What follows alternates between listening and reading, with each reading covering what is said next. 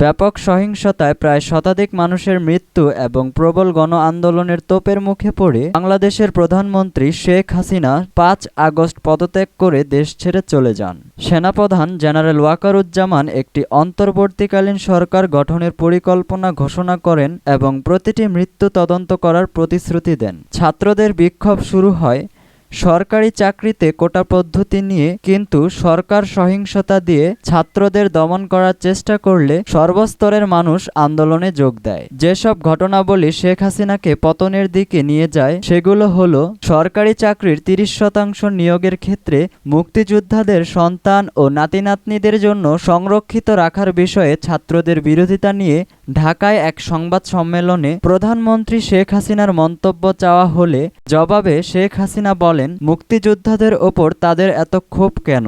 মুক্তিযোদ্ধাদের নাতি-নাতনিরা কোটা সুবিধা পাবে নাকি রাজাকারের নাতি-নাতনিরা পাবে? প্রধানমন্ত্রীর এই বক্তব্যের ওপর বিভিন্ন বিশ্ববিদ্যালয়ের ছাত্ররা ক্ষুব্ধ হয়ে ওঠে এবং শেখ হাসিনার এই মন্তব্যকে তাদের উদ্দেশ্য করে বলা হয়েছে মনে করে গভীর রাতে তারা মিছিল করে স্লোগান দিতে থাকে, তুমি কি আমি কি, রাজাকার রাজাকার, এবং চাইতে গেলাম অধিকার, হয়ে গেলাম রাজাকার, এমন সব স্লোগান দিতে থাকেন বিভিন্ন বিশ্ববিদ্যালয়ের হাজারো শিক্ষার্থী। সরকারের কয়েকজন মন্ত্রী ও নেতা নিজেদের রাজাকার বলায় ছাত্রদের সমালোচনা করেন। আওয়ামী লীগের প্রবীণ নেতা এবং সড়ক পরিবহন ও সেতুমন্ত্রী ওবায়দুল কাদের সংবাদ সম্মেলনে বলেন, যারা নিজেদেরকে রাজাকার বলে পরিচয় দেয় আওয়ামী লীগের ছাত্র সংগঠন ছাত্রলীগ তাদের মোক্ষম জবাব দিবে। এরপর দফায় দফায় আইন শৃঙ্খলা রক্ষাকারী বাহিনী ও ছাত্রলীগের সাথে একাধিক সহিংসতায় জড়িয়ে যায় সাধারণ ছাত্ররা। এরকম মৃত্যু মিছিলের কারণে এরপরেই বৈষম্য বিরোধী ছাত্র আন্দোলনের সমন্বয়করা ৫ আগস্ট লং মার্চ টু ঢাকার ঘোষণা দিলে দেশের বিভিন্ন স্থান থেকে লক্ষ লক্ষ মানুষ পায়ে হেঁটে গাড়ি সংযোগে যে যেভাবে পেরেছেন সবাই ঢাকার উদ্দেশ্যে রওনা দিয়েছেন এবং ঢাকা পৌঁছে গণভবনের উদ্দেশ্যে সকলেই রওনা দেন। এর ফলে ছাত্র জনতার গণ অভ্যুত্থানের তোপের মুখে স্বৈরাচারী ফ্যাসিস্ট খুনি হাসিনা সরকার প্রধান থেকে রাষ্ট্রপতি বরাবর পদত্যাগপত্র জমা দেন এবং সেনাবাহিনীর বিশেষ নিরাপত্তায় তার ছোট বোন শেখ রেহানাকে নিয়ে কুর্মিটোলা বিমানবন্দর হয়ে ভারতে পালিয়ে যান। এরপরে দ্বিতীয়বার বাংলাদেশ স্বাধীন হওয়ার পর স্বাধীন দেশের জনগণ ও বিএনপির নেতাকর্মীরা খুনি হাসিনা ও তার দোসরদের বিচারের দাবিতে দফায় দফায় মানববন্ধন কর্মসূচি পালন করছে। আজ বুধবার সকাল 10টায় নারায়ণগঞ্জের শিউ মার্কেট এলাকায় ছাত্র জনতার সম্মিলনে মানববন্ধন কর্মসূচি পালন করা হয়। এ সময় উপস্থিত বক্তারা বলেন, আমরা আছি এই স্বৈরাচারে আমেরিকার বিচার চাই। স্বাধীনতার দল ফল মিঠুন পূর্ণ রানা মনু তাদের জানায় আমরা বাড়িতে করতে থাকতে পারি না। আমাকে মনে করেন দেশে অনেক অশান্তি করতেছে। বড় বড় গ্রুপ তারা জাল দলিল বানায়, ভুয়া দলিল বানায়, জায়গা সম্পদ করতে হয়। কখন মেয়েরা ফেলাইব, রাস্তাঘাটে বাঁধতে পারি না। আমরা মনে করতেছে যে আবু সাইদরে মারছে, মুক্তরে মারছে, আমরা এখন ফাঁসিছে, এত বিচার চেয়ে ওরা তো আমাদের সন্তান, ছোটো ছোটো খোলা পাইনি, তাদের মারছে, তাদের বিচার চাই। এগুলো হতে পারে না। তাই আমাদের একটাই আবেদন, সমৃদ্ধ বাংলাদেশ গড়ে তুলতে হলে এইসব সন্ত্রাস, এইসব কুখ্যাত ডাকাতদের সমূলে উৎপাত করতে হবে।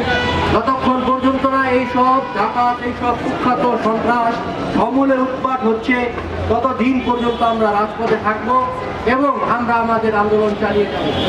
আপামর জনতার কাছে আমাদের একটাই আবেদন, আপনারা আমাদের সাহায্য করবেন, আপনারা আমাদের সাথে থাকবেন, আপনারা আমাদের গাইডলাইন দিবেন কিভাবে আমরা এইসব কুখ্যাত সন্ত্রাসদের উৎখাত করে আমরা সমৃদ্ধ বাংলাদেশ, সমৃদ্ধ জাতি গড়ে তুলতে পারি। কথা শুনছেন সবাইকে আমার সালাম, আসসালামু আলাইকুম। সম্মানিত এলাকাবাসী, আপনারা জানেন গত কয়েকদিন আগেও আমাদের বাক শক্তি ছিল না, আমাদের মধ্যে স্বাধীনতা ছিল না, আমরা কথা বলতে পারতাম না, আমরা রাস্তায় বের হতে পারতাম না। রাস্তায় বের হলেই আমাদের বিরুদ্ধে মিথ্যা মামলা, আমাদের বিরুদ্ধে অনেক অত্যাচার নির্যাতন শুরু হতো। আর এলাকাবাসী আজকে এই পর্যন্ত এখনো এই আওয়ামী লীগের দোষরা এই এলাকার মধ্যে রাত্রে ডিউটি করে চাকু সুরা নিয়ে, এটা আমি এলাকার লোকেরা জানাইছি, তারা কি করতে জানি না। আর এখনো তারা সক্রিয় আছে আগাম প্রোগ্রাম করার জন্য, আগাম প্রোগ্রাম করে বিএনপির রূপে নাম করতেছে। নারায়ণগঞ্জে বসবাস করতে পারে। আমি দৃঢ় কণ্ঠে বলতে চাই,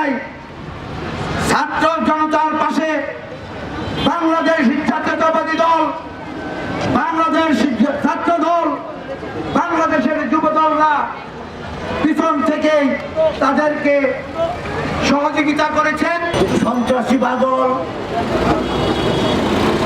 সহ ফতুল্লার সন্ত্রাসী চুন্নু, মিঠুন, বিল্লাল ও আরেক সন্ত্রাসীদের গডফাদার সেলিনা হায়াত আইবিকে গ্রেফতার করে আইনের আওতায় আনার দাবিতে বৈষম্য বিরোধী ছাত্র জনতা কর্তৃক আয়োজিত আজকের এই মানববন্ধনে উপস্থিত থেকে আমাকে ছাত্র জনতা নেতৃত্বকে আমার পক্ষ থেকে সংগ্রামী শুভেচ্ছা অভিনন্দন।